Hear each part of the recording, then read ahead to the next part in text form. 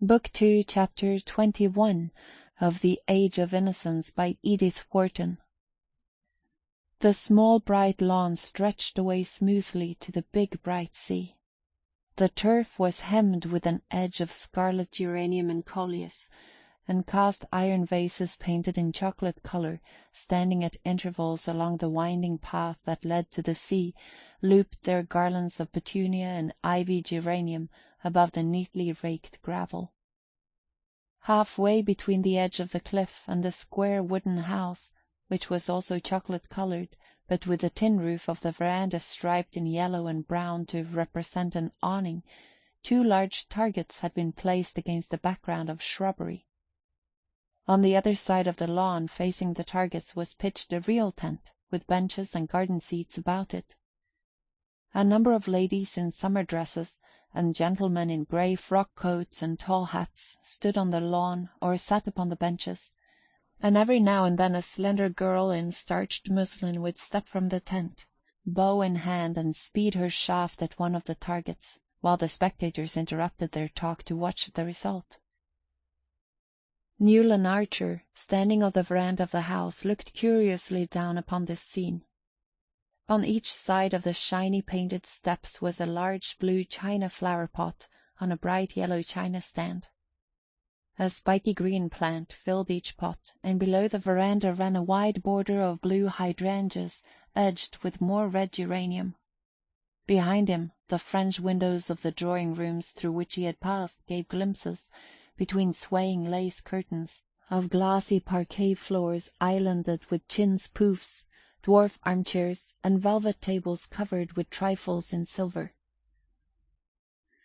The Newport Archery Club always held its August meeting at the Beauforts. The sport, which had hitherto known no rival but croquet, was beginning to be discarded in favour of lawn tennis, but the latter game was still considered too rough and inelegant for social occasions, and as an opportunity to show off pretty dresses and graceful attitudes, the bow and arrow held their own. Archer looked down with wonder at the familiar spectacle.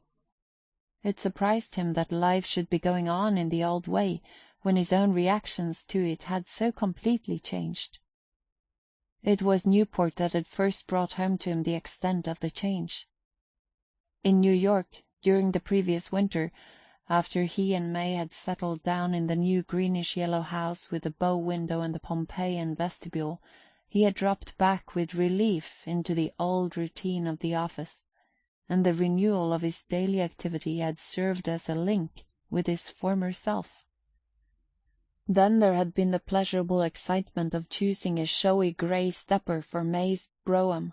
The Wellams had given the carriage, and the abiding occupation and interest of arranging his new library, which, in spite of family doubts and disapprovals, had been carried out as he had dreamed, with a dark embossed paper, Eastlake bookcases, and sincere armchairs and tables.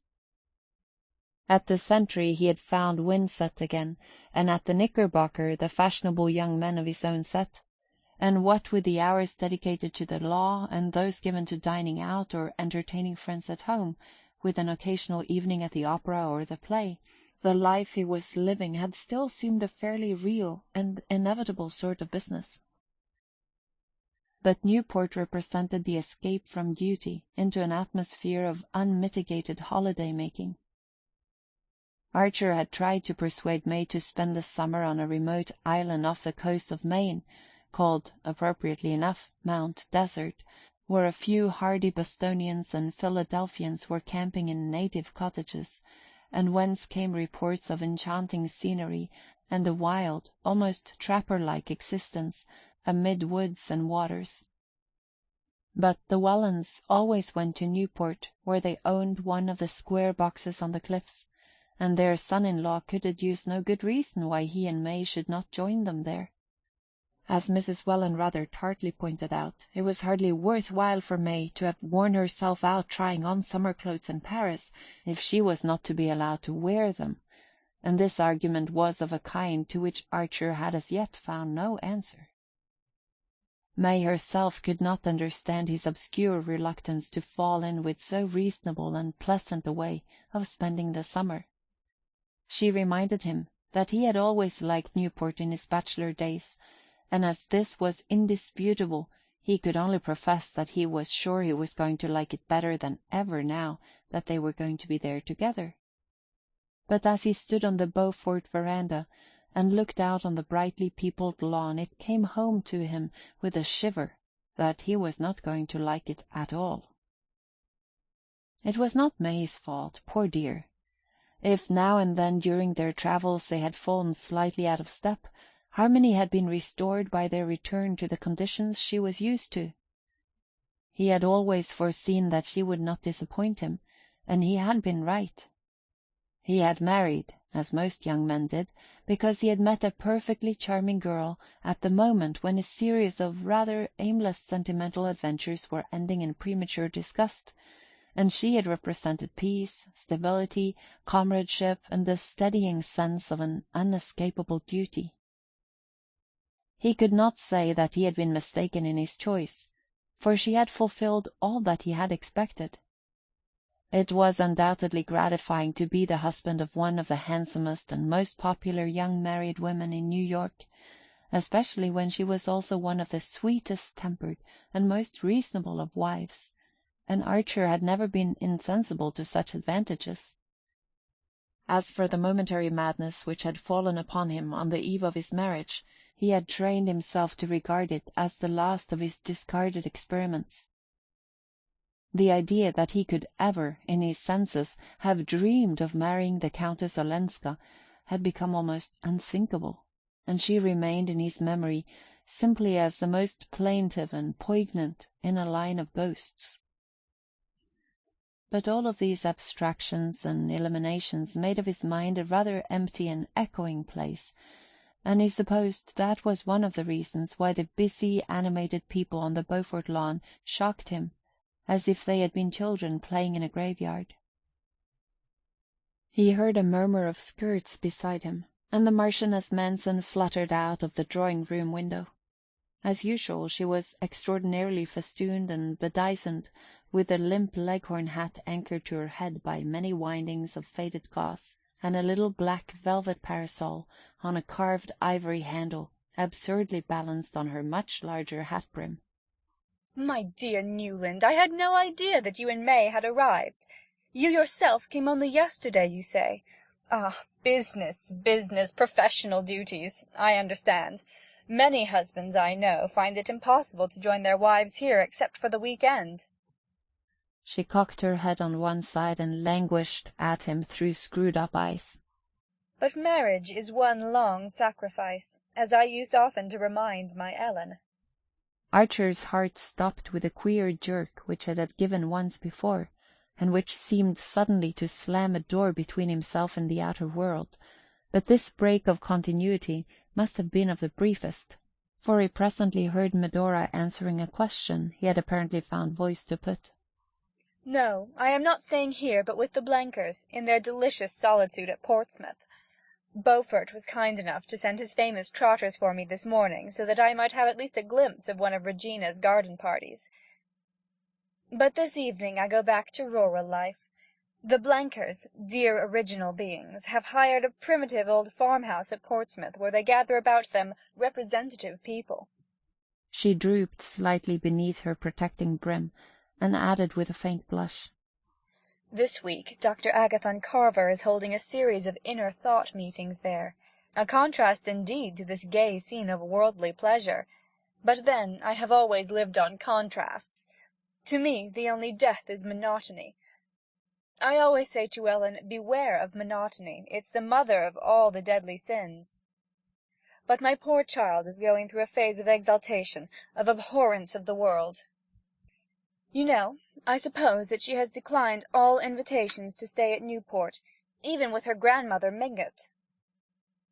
I could hardly persuade her to come with me to the Blenkers, if you will believe it. The life she leads is morbid, unnatural. Ah, if she had only listened to me when it was still possible, when the door was still open. But shall we go down and watch this absorbing match? I hear your May is one of the competitors." Strolling toward them from the tent, Beaufort advanced over the lawn, tall, heavy, too tightly buttoned in a London frock-coat, with one of his own orchids in its buttonhole. Archer, who had not seen him for 2 or 3 months, was struck by the change in his appearance. In the hot summer light his floridness seemed heavy and bloated, and but for his erect, square-shouldered walk, he would have looked like an overfed and overdressed old man. There were all sorts of rumours afloat about Beaufort. In the spring he had gone off on a long cruise to the West Indies in his new steam yacht, and it was reported that, at various points where he had touched, a lady resembling Miss Fanny Ring had been seen in his company. The steam yacht, built in the Clyde, and fitted with tiled bathrooms and other unheard-of luxuries, was said to have cost him $500,000, and the pearl necklace which he had presented to his wife on his return was as magnificent as such expiatory offerings are apt to be. Beaufort's fortune was substantial enough to stand the strain, and yet the disquieting rumours persisted, not only in Fifth Avenue, but in Wall Street. Some people said he had speculated unfortunately in railways, others that he was being bled by one of the most insatiable members of her profession, and to every report of threatened insolvency, Beaufort replied by a fresh extravagance, the building of a new row of orchid houses, the purchase of a new string of racehorses, or the addition of a new Meissonier or a Chabanel in his picture gallery. He advanced toward the Marchioness and Newland with his usual half-sneering smile. "Hello, Medora. Did the trotters do their business? 40 minutes, eh? Well, that's not so bad, considering your nerves had to be spared." He shook hands with Archer, and then, turning back with them, placed himself on Mrs. Manson's other side, and said in a low voice a few words which their companion did not catch. The Marchioness replied by one of her queer foreign jerks, and a "Que voulez-vous?" which deepened Beaufort's frown, but he produced a good semblance of a congratulatory smile as he glanced at Archer to say, "You know May's going to carry off the first prize." "Ah, then it remains in the family." Medora rippled, and at that moment they reached the tent, and Mrs. Beaufort met them in a girlish cloud of mauve muslin and floating veils. May Welland was just coming out of the tent. In her white dress, with a pale green ribbon about the waist and a wreath of ivy on her hat, she had the same Diana-like aloofness as when she had entered the Beaufort ballroom on the night of her engagement. In the interval, not a thought seemed to have passed behind her eyes, or a feeling through her heart. And though her husband knew that she had the capacity for both, he marvelled afresh at the way in which experience dropped away from her. She had her bow and arrow in her hand, and placing herself on the chalk mark traced on the turf, she lifted the bow to her shoulder and took aim. The attitude was so full of a classic grace that a murmur of appreciation followed her appearance, and Archer felt the glow of proprietorship that so often cheated him into momentary well-being. Her rivals, Mrs. Reggie Chivers, the Merry Girls, and divers Rosie Thorleys, Dagonets, and Mingotts, stood behind her in a lovely anxious group, brown heads and golden bent above the scores, and pale muslins and flower-wreathed hats mingled in a tender rainbow. All were young and pretty, and bathed in summer bloom, but not one had the nymph-like ease of his wife when, with tense muscles and a happy frown, she bent her soul upon some feat of strength. "Gad," Archer heard Lawrence Lefferts say. "Not one of the lot holds the bow as she does." And Beaufort retorted, "Yes, but that's the only kind of target she'll ever hit."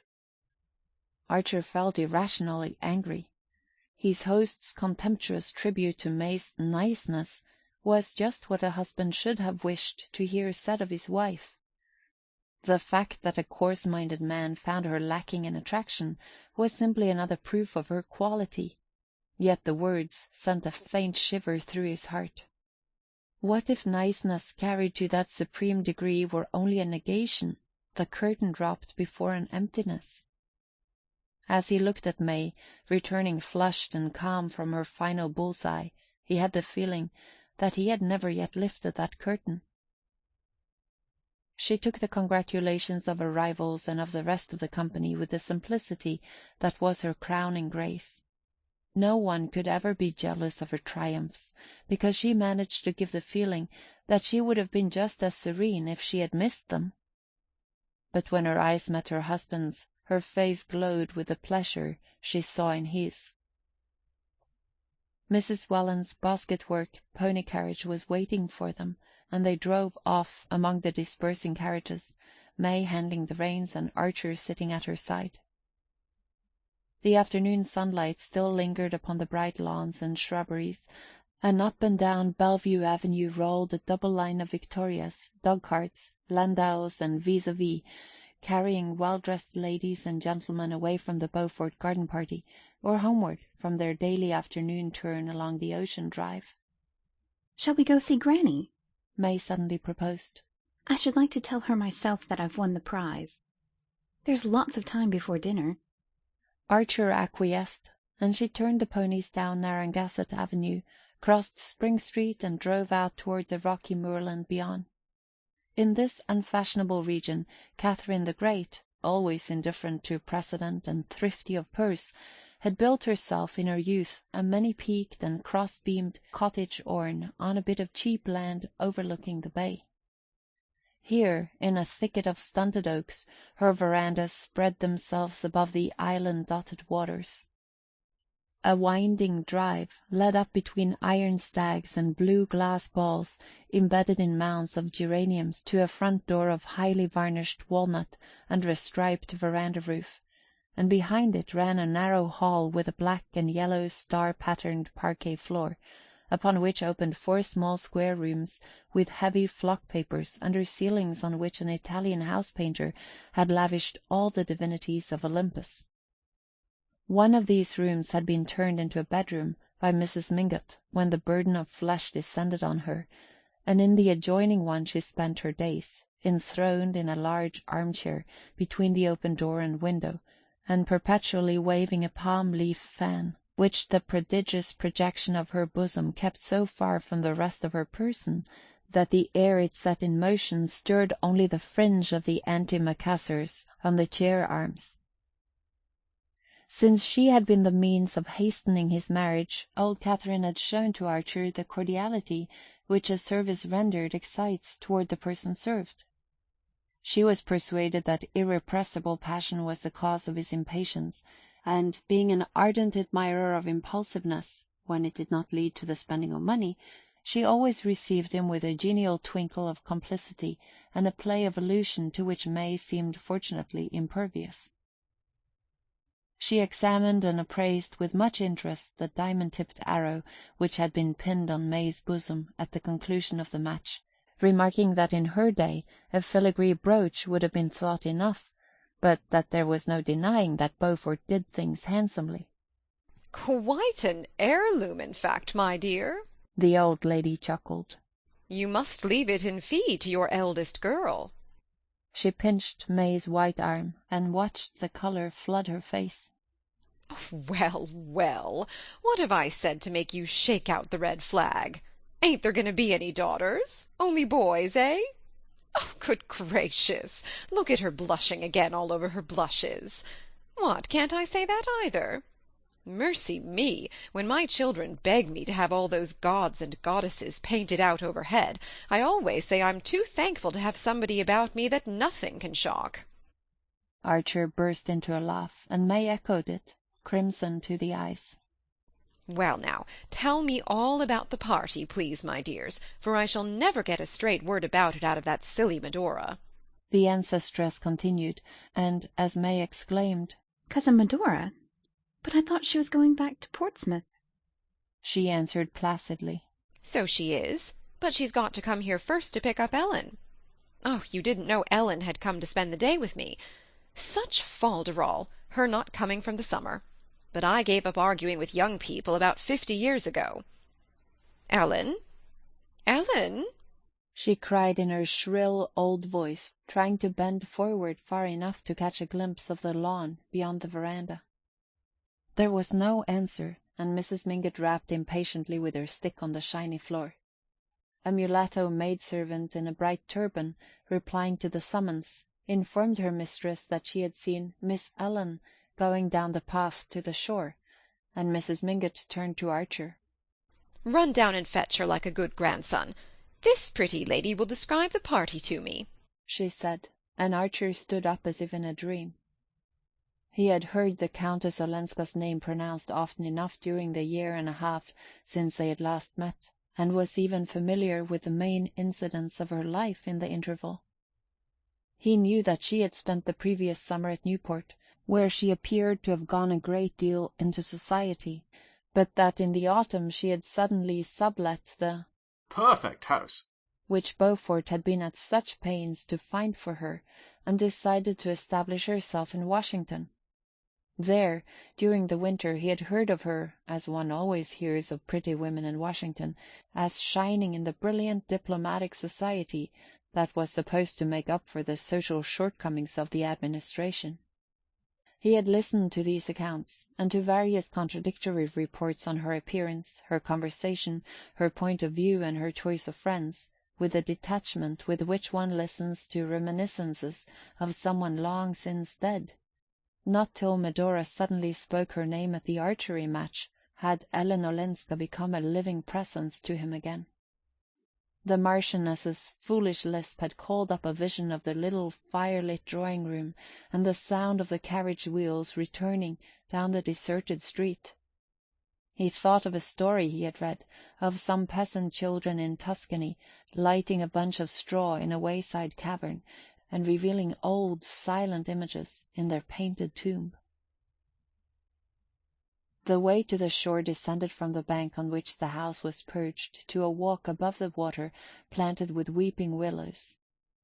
Through their veil Archer caught the glint of the lime rock, with its whitewashed turret, and the tiny house in which the heroic lighthouse keeper, Ida Lewis, was living her last venerable years. Beyond it lay the flat reaches and ugly government chimneys of Goat Island, the bay spreading northward, and a shimmer of gold to Prudence Island, with its low growth of oaks, and the shores of Conanicut, faint in the sunset haze. From the willow walk projected a slight wooden pier ending in a sort of pagoda-like summer-house, and in the pagoda a lady stood, leaning against the rail, her back to the shore. Archer stopped at the sight as if he had waked from sleep. The vision of the past was a dream, and the reality was what awaited him in the house on the bank overhead. Was Mrs. Welland's pony carriage circling round and around the oval at the door? Was May sitting under the shameless Olympians and glowing with secret hopes? Was the Welland villa at the far end of Bellevue Avenue, and Mr. Welland, already dressed for dinner, and pacing the drawing-room floor, watch in hand, with dyspeptic impatience, for it was one of the houses in which one always knew exactly what is happening at a given hour. What am I? A son-in-law, Archer thought. The figure at the end of the pier had not moved. For a long moment the young man stood halfway down the bank, gazing at the bay furrowed with the coming and going of sailboats, yacht launches, fishing crafts, and the trailing black coal barges hauled by noisy tugs. The lady in the summer-house seemed to be held by the same sight. Beyond the grey bastions of Fort Adams, a long-drawn sunset was splintering up into 1,000 fires, and the radiance caught the sail of a catboat as it beat out through the channel between the lime rock and the shore. Archer, as he watched, remembered the scene in the Chagron, and Montague lifting Ada Dyas's ribbon to his lips without her knowing that he was in the room. She doesn't know. She hasn't guessed.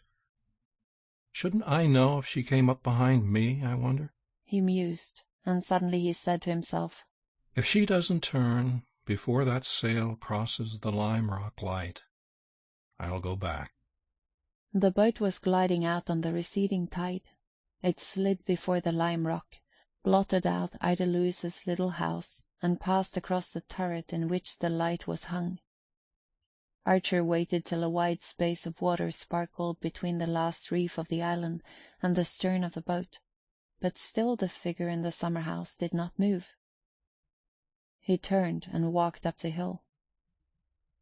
"I'm sorry you didn't find Ellen. I should have liked to see her again," May said as they drove home through the dusk. "But perhaps she wouldn't have cared. She seems so changed." Changed? Echoed her husband in a colourless voice, his eyes fixed on the pony's twitching ears. So indifferent to her friends, I mean. Giving up New York and her house, and spending her time with such queer people. Fancy how hideously uncomfortable she must be at the Blinkers. She says she does it to keep Cousin Medora out of mischief, to prevent her marrying dreadful people, but I sometimes think we've always bored her." Archer made no answer, and she continued, with a tinge of hardness that he had never before noticed in her frank, fresh voice. "After all, I wonder if she wouldn't be happier with her husband." He burst into a laugh. "Sancta simplicitas!" he exclaimed, and as she turned a puzzled frown on him, he added, "I don't think I ever heard you say a cruel thing before." "Cruel?" "Well, watching the contortions of the damned is supposed to be a favorite sport of the angels, but I believe even they don't think people happier in hell." "It's a pity she ever married abroad, then," said May, in the placid tone with which her mother met Mr. Wallins's vagaries, and Archer felt himself gently relegated to the category of unreasonable husbands. They drove down Bellevue Avenue, and turned in between the chamfered wooden gate-posts surmounted by cast-iron lamps, which marked the approach to the Welland villa. Lights were already shining through its windows, and Archer, as the carriage stopped, caught a glimpse of his father-in-law, exactly as he had pictured him, pacing the drawing-room, watch in hand, and wearing a pained expression that he had long since found to be much more efficacious than anger. The young man, as he followed his wife into the hall, was conscious of a curious reversal of mood. There was something about the luxury of the Welland house and the density of the Welland atmosphere so charged with minute observances and exactions that always stole into his system like a narcotic. The heavy carpets, the watchful servants, the perpetually reminding tick of disciplined clocks, the perpetually renewed stack of cards and invitations on the hall-table, the whole chain of tyrannical trifles binding one hour to the next, and each member of the household to all the others, made any less systematized and affluent existence seem unreal and precarious. But now it was the Welland house and the life he was expected to lead in it that had become unreal and irrelevant, and the brief scene on the shore, when he had stood irresolute halfway down the bank, was as close to him as the blood in his veins.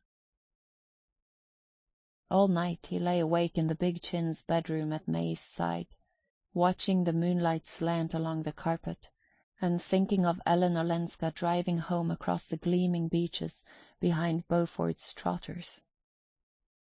End of Book 2, Chapter 21 of the Age of Innocence.